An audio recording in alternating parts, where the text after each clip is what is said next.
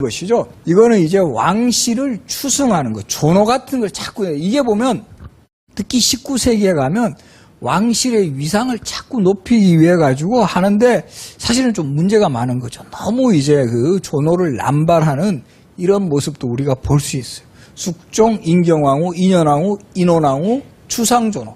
돌아가신 이후에 다시 높이는 이런 의궤들도 특히 1890년 이 고종 그 황제 시대에 이런 것은 의미도 있지만 한편으로는 또 문제점이 많아요. 그래서 우리가 이런 의궤의 기록 중에서도 특히 고종 때 너무 잔치 같은 것도 되게 많이 해요. 이 왕실의 위상을 높이는 측면도 있지만 한편으로 보면은 국가 재정 문제에 있어서는 너무 이제 사치스럽고 낭비스러운 면모가 많다라는 거죠. 그래서 우리가 이런 의궤의 기록을 통해서 시대상 같은 거 이런 것도 읽어볼 수가 있습니다. 이 의궤들은 자경전, 진작, 정례의궤라 그래가지고 이런 진작, 진찬, 진연은 모두 잔치 관련 의궤예요. 그래서 잔치 관련 의궤다 보니까 이런 의궤들은 홍보하기가 좋잖아요. 그러다 보니까 활자로 인쇄를 해가지고 이것을 참여자들에게 나눠주는 그런 모습을 뗐습니다. 그래서 이런 그 반차도의 그림들은 그대로 이제 역시 재현을 할 수가 있는 거죠. 그리고 여기는 이제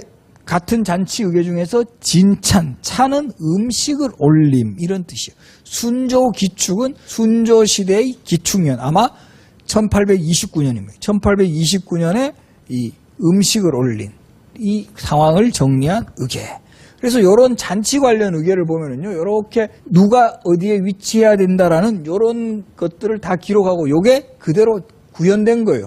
우리로 치면 누구는 여기 있어라 이렇게 그 이름을 적어놓고 실제로 그 사람들이 현장에 있었을 때의 모습, 이런 그 반차도까지 다 옮겨 놓았다라는 거죠. 그리고 이런 그 잔치 관련 의궤에서 특징적인 거는 이때 올렸던 음식 같은 거, 이런 게 다 기록이 되어 있어요. 그래서 궁중 음식 연구하는 사람들은 이 잔치 관련 의궤들을 상당히 좋아합니다. 좋아하고 연구 대상이 되고 있고, 또 보면 음악하는 사람, 이때 공연되었던 음악이라든가 궁중 무용 같은 게 역시 다 기록이 되어 있어서 이 국악하는 사람이라든가 이런 분들을 또 되게 이 중요한 연구 자료로 보고 있고요. 또 재밌는 것은 우리 조선시대 기생들 명단이 이 잔치 관련 의궤에 상당히 나와요.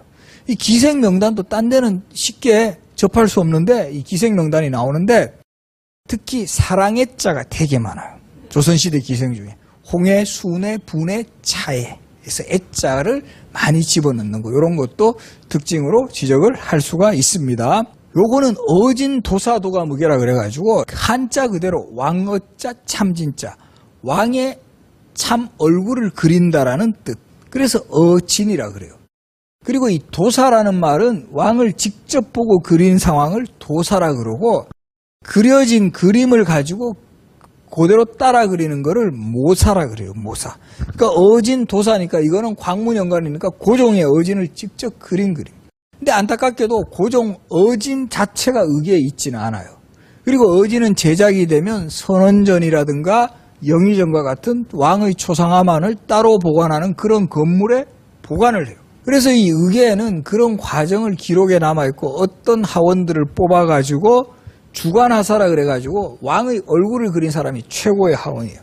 그 다음에 이제 동참하사라 그래가지고 같이 이렇게 좀 그 도와주는 하원이 있고 그 다음에 수종하원이라 그래가지고 그냥 막 옆에서 이제 막 먹칠해주고 이렇게 그 소위 말해서 그 허드렛 일을 하는 그렇게 이 하원들이 이제 팀으로 구성이 되는데 그 어떤 하원이 선발되었는가도 보여주고 되게 자세해요. 어떤 식으로 초본을 그렸고 그리고 요 그림 자료로도 왕이 앉았던 용상이라든가 뒤에 두었던 1월 오봉병이라든가 삽병이라 그래가지고 옆에 두었던 병풍 그리고 용교이라 그래가지고 간이 접이식 의자 정말 안타깝게도 요것만 있는 거예요. 왕만 없어서 정말 안타까움을 더해지는데 정말 우리는 어진을 되게 보고 싶어요. 그리고 조선시대 어진 정말 역대 왕별로 다 제작이 되었고 잘 보관이 되었는데 이 어진도 지금은 거의 사라지고 지금은 태조, 영조는 왕세제 때부터 해서 왕이 되었을 때 이 젊은 시절, 나이 든 시절 이때가 다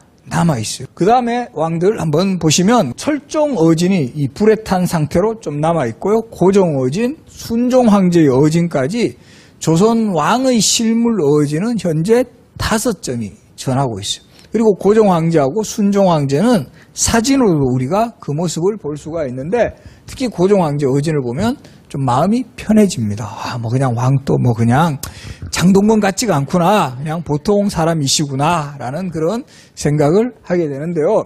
이 보면 조선시대 이 어진은 그야말로 쌩얼을 그린 거예요. 그러니까 왕의 털럭 한정까지 놓치지 않겠다라는 정신. 조선시대는 관리들 초상화를 보더라도 정말 그대로의 맨얼굴을 그렸기 때문에 이런 게 뭐가 도움이 되느냐 하면 조선시대 생활상을 알 수 있어요. 특히 조선시대 관리 초상화 보면 꼼보 자국 있는 사람이 그렇게 많아요.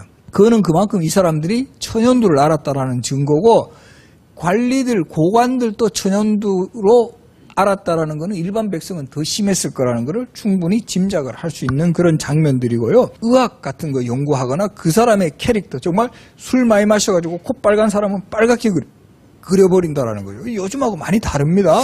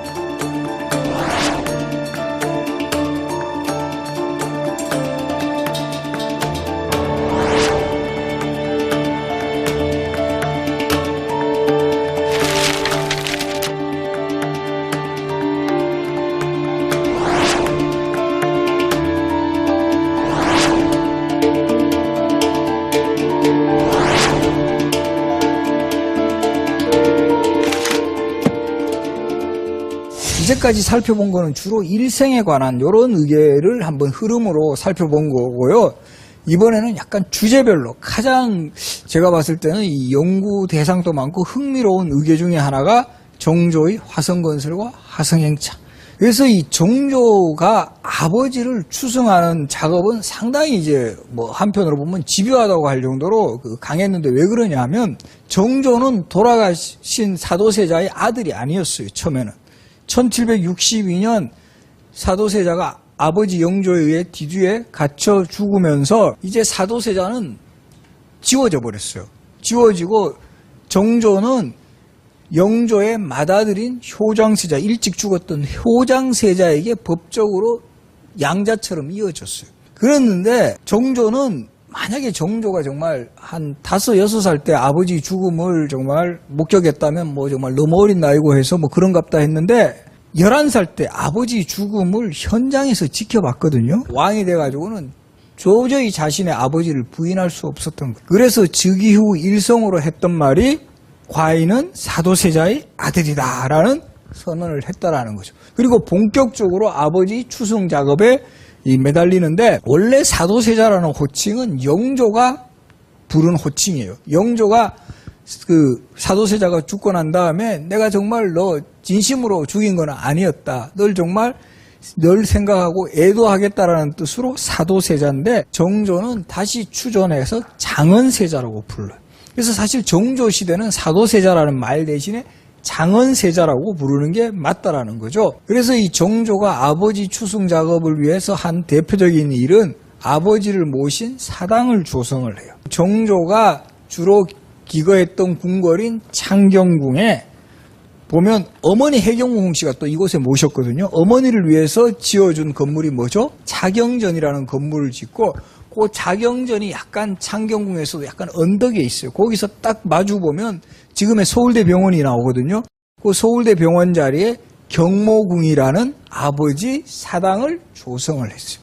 그래서 이런 경모궁이라는 아버지 제사를 지내는 사당을 조성한 연역이라든가 그 당시에 뭐 제사의 절차라든가 이런 것을 기록한 의궤가 경모궁 의궤라는 책이에요. 근데 이 재밌는 것은 경모궁 의궤는 지금 표지 보세요. 무슨 표지죠? 초록 비단이죠. 그러면 우리 공식적으로 의거하면 조금만 생각해 보시면 1866년 병인양요가 일어났을 때 어란명 의궤는 다 강화도의 외교장각에 있다가 불에 타거나 프랑스에 의해 약탈당했다가 지금은 돌아왔지만 그렇게 돼야 되죠. 이 경모 의궤는 병인양요 이전에 제작된 의궤죠.